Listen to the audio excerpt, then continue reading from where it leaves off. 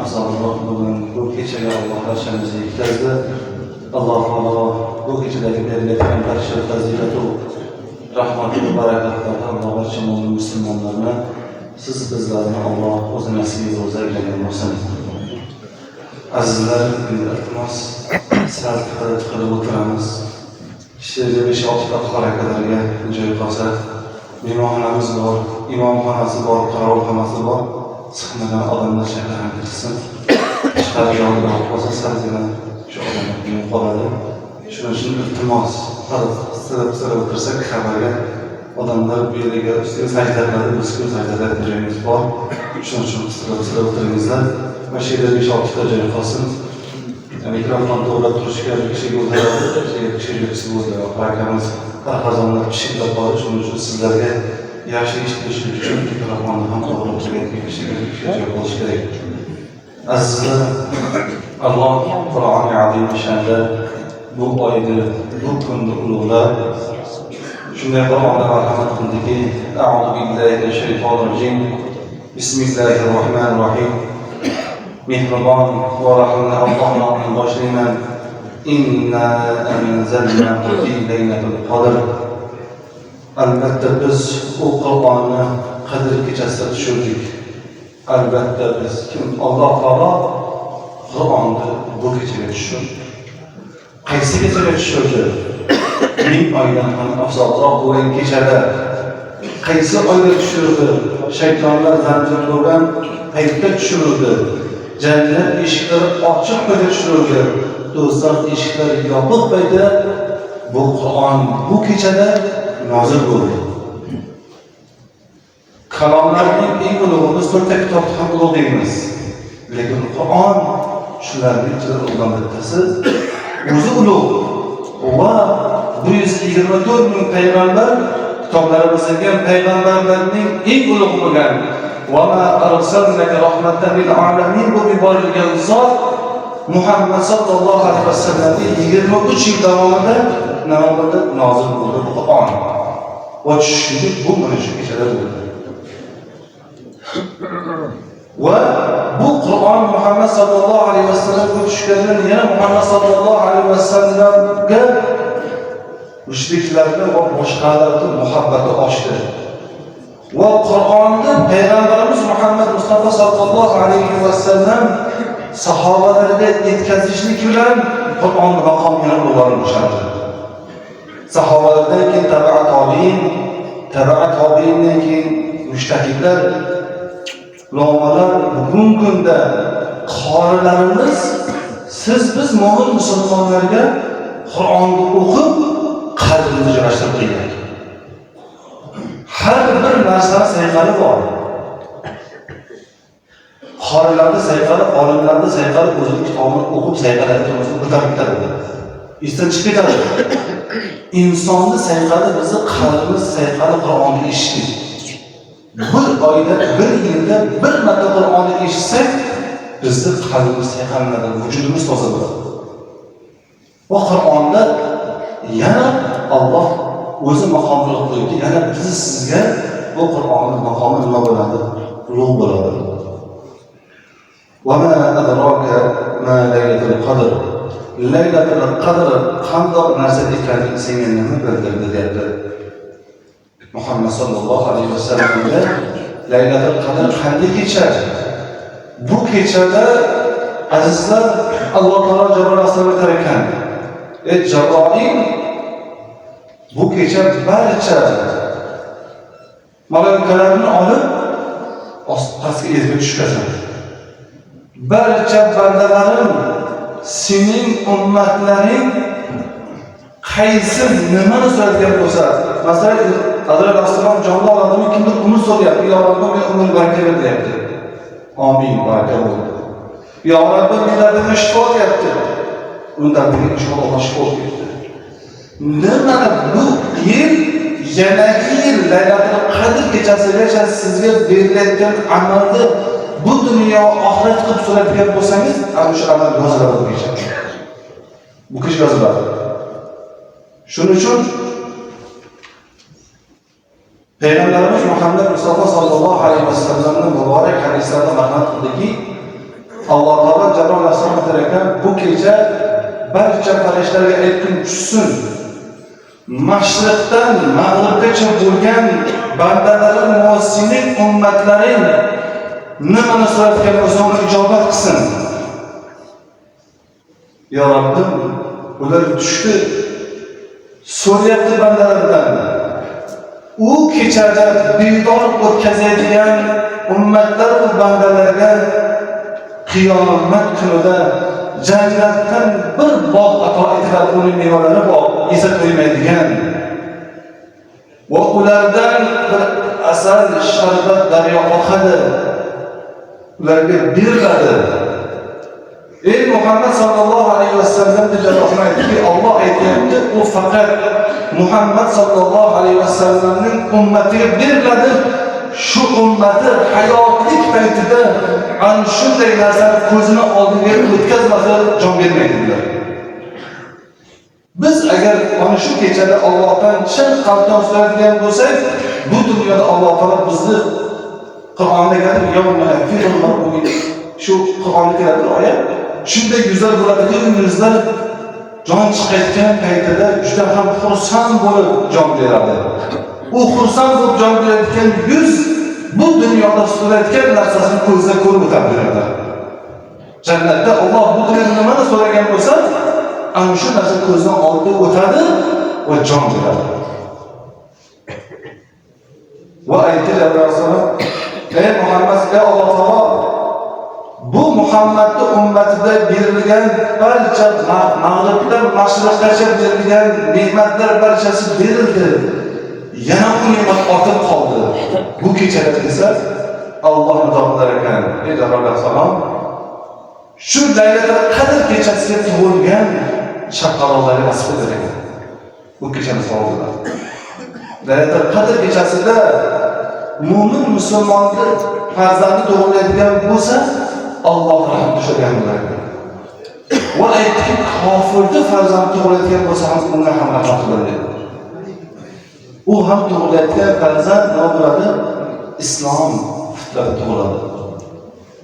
Shuning uchun biz azizlar qanday kecha turganligimizni va nimani Allohdan so'rayotganligimizni bilib olishimiz kerak. Laylatul Qadr khayrun min alf shahr. Laylatul Qadr khayrun min alf shahr. Ming oydan afzalroq bo'lgan kun. Ya'ni u haqiqatan Laylatul Qadr ming oydan ham yaxshiroq bo'lgan kecha. Ming oy degani 83 yil 4 oy. Ming oy 83 yil 4 oy. Jalol alayhissalom Alloh taologa aytdiki, ey Muhammad sallallohu alayhi vasallam, u payg'ambar siz kelishingizdan oldin kofirlar bilan 1000 yil islomga kirib kelish uchun janjal kurash degan inson ana shu Qadr suratini nozil bo'lishligida 1000 oy ularga islomga kirib kelish uchun u janjal qilgan boshqa din vakillari bilan nima qilgan? Qadr surasi shunda nozil bo'lgan. Shu payg'ambarimiz sollallohu alayhi vasallam aytdiki, ey Jalol alayhissalom, bo'lmasa meni ummatlarimni umri ham qisqa, rizqi ham qisqa vaqtda, bo'lmasa u mendan oldingi kelgan farishtalar va payg'ambarlarga berilayotgan ajr ummatimga berilmaydimi desa, Alloh taolo Rasulullohga, ey Jabroil, Muhammad sallallohu alayhi vasallamga aytdiki, agar qaysi Muhammad sallallohu alayhi vasallamning ummati Qadr kechasida bedor o'tkazadigan bo'lsa, 83 yil 4 oy savob oladi. 1000 oy xayrun min alf shahr. 1000 oy bo'lgan savobga teng bo'lgan savobni qachon oladi? Mana shu kecha olinadi deb aytdilar.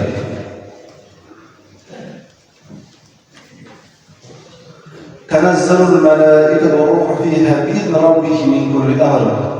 Unda farishtalar va ruh Robbilari izni bilan barcha ishlar amalga oshadi. Buni aytdim-ku, bu kecha farishtalar, ruhlar barchada tushadi. Siz nimani so'ragan bo'lsangiz, inshaalloh bu amin deyishligingiz bilan Xudo xolasa 10:00 da barcha 17,000 masjidga bugun Xudo xolasa xatm taroveh to'laydi. 17,000 dan oshiq bo'lgan masjidlardagi duolar butun O'zbekiston bo'yicha har duosi birdan bo'ladi, ijobat bo'ladi. Shuning uchun duoni mana bu dunyo va oxiratdagi duolarni so'raylik. Salamun hiya hatta matla'il fajr. Ya'ni bu kunda tong farishtalar, u kim? Farishtalar tong otguncha shu bandaga salom bo'lsin, salom bo'lsin, salom bo'lsin degan. Lekin biz eshitmaymiz. Lekin farishtalar nima qiladi? Bizni sizlarga salom aytadilar. Imom Rozi roziyallohu anhu biz tafsirida keltirishlaricha, Laylatul Qadr kechasida Jabril alayhissalom Alloh taolo amri bilan yo farishtalar jamoati ar-rohil deb nidoladilar. Ar-rohil deb farishtalarni Jabril alayhissalom chaqirgan. Farishtalar yo Jabril alayhissalom qayerga boraylik deb aytadilar. Jabril alayhissalom shunda javob beradi. Bu kechaning bir qismida dunyo nuriga ya'ni tushamiz. Alloh subhanahu va taolo Muhammad Mustafa sallallohu alayhi vasallamga rahmat nazari bilan qaraydi. Qarang, rahmat nazari bilan qaraydi. Va faqatgina 4 toifa insondan rahmat nazari bilan qaramaydi dedilar. Alloh saqlasin. Jabril alayhissalom dedilar: "Ya Alloh, u qanday inson? Siz ularga rahmat nazaridan qaramaysiz" deganda, birinchi ota-onasiga oq bo'lgan farzandga ham Alloh taolo qaramas ekan. Azizlar, shuning uchun qattiq kechasi turibmiz, birontalarimizni farzandlarimiz bizni ko'ngilni olib qo'ygan bo'lsa, farzandimni kechdim deb turib duosi javob bo'lsin. Baribir insonimizda ko'nglimizda bilan olib qo'ygan bo'lishi mumkin. Xo'p, ikkinchidan, rahm, mehr, shafqatni uzgan insonga ham qaramas ekan, Alloh qaramas ekan. To'rtinchidan, bir mo'min musulmonni orasida agar biron bir gap qochgan bo'lsa, 3 kundan oshiq u bilan arazlashib yurgan bo'lsa, unga ham Alloh qaramas ekan. Shuning uchun azizlar, inson birontalarni oldirib o'tgan bo'lsa, biz nima qilishimiz kerak? Hech tinchlik qo'yishimiz kerak. Ibn Abbos roziyallohu anhu Payg'ambarimiz sollallohu alayhi vasallam shunday rivoyat qildilar. Rasul akram sallallohu alayhi vasallam kimki Qadr kechasida, Laylatul Qadr kechasi 2 rakat namoz o'qisa va salomdan keyin 70 marotaba astag'firulloh taala va atubu ilayhi aytsa, uning o'rnidan turmasi, Alloh taolo bu bandani va uning ota-onasini mag'firat etadi gunohini. O'rnimizdan turmasi mag'firat. Bir farishta bu banda uchun jannatda daraxti bordir dedi. Va unga bir anaqor bor deb aytdi. Va Muhammad sallallohu alayhi vasallam aytdiki, qaysi mo'min musulmon banda shu kechani, Qadr kechasini bedorlik o'tadigan bo'lsa, shu ummati ana shu jannatni va Kavsar suvini ko'rmasa bu dunyodan o'tmaydi dedilar Payg'ambarimiz sollallohu alayhi vasallam. Va Rasul akram sallallohu alayhi vasallamdan rivoyat qildilarki, ular shunday der ekanlar: Alloh taolo har bir Laylatul Qadrda alohida rohat ato etadi va rohatni mag'ribdan mashriqgacha bo'lgan insonlar ko'radi. Qachon ko'radi deganda, Qadr kechasidagi bedor o'tkazgan insonlar ko'radi dedilar.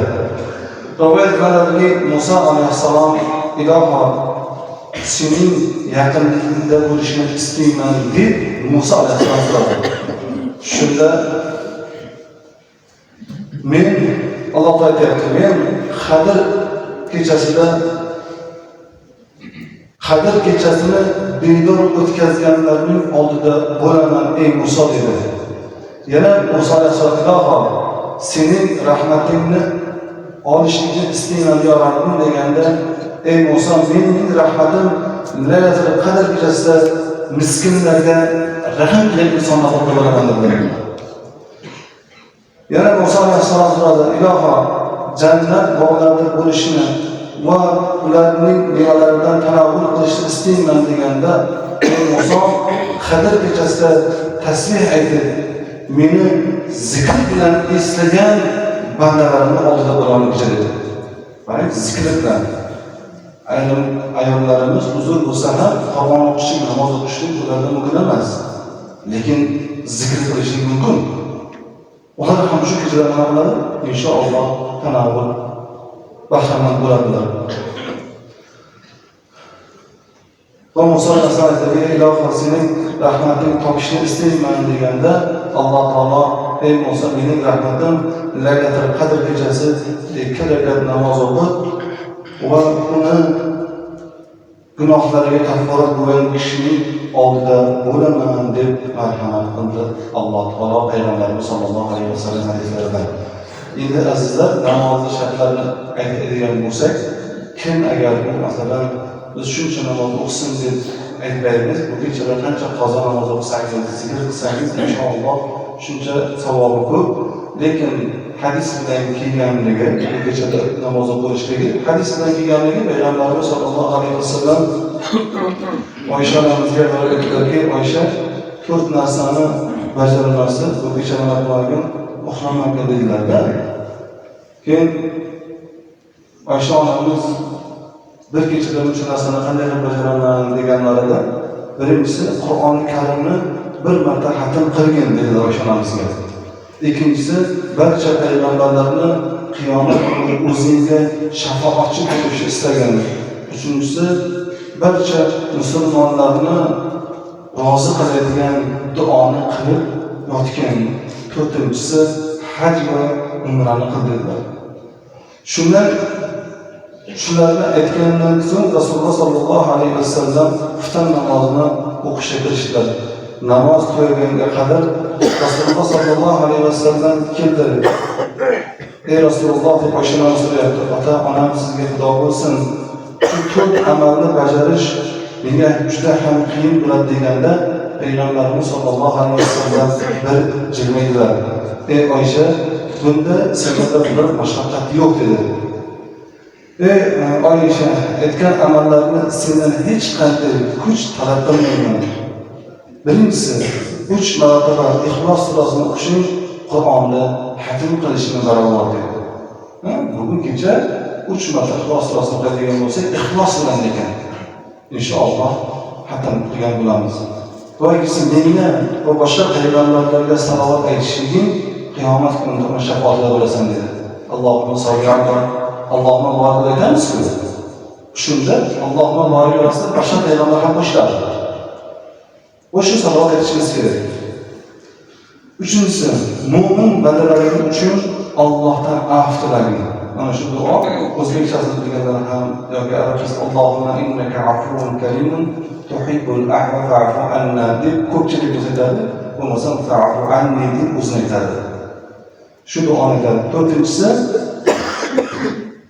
Subhanallahi walhamdulillahi wa la ilaha illalloh wallohu akbar va la havla va la quwwata illa billahil aliyyil azim deyishliging umra va hajni savobini topasan dedilar.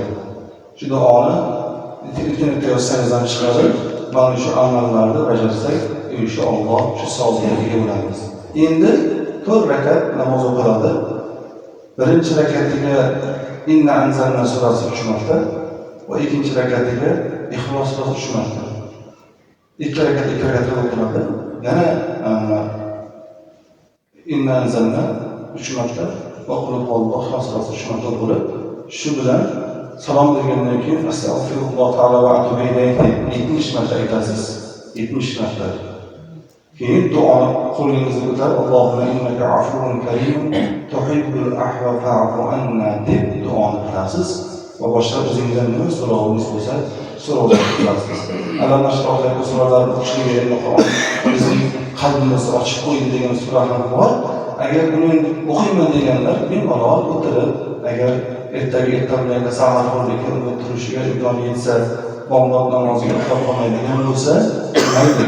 Bu asal mana shu 4 rakat namoz bilan va tasbih tahlil bilan tugatsak, inshaalloh maqsadga muvofiq bo'ladi. Alloh hammamizni ikki dunyo sog'ligiga erishtirsin. O'zidan boshqa hech qachon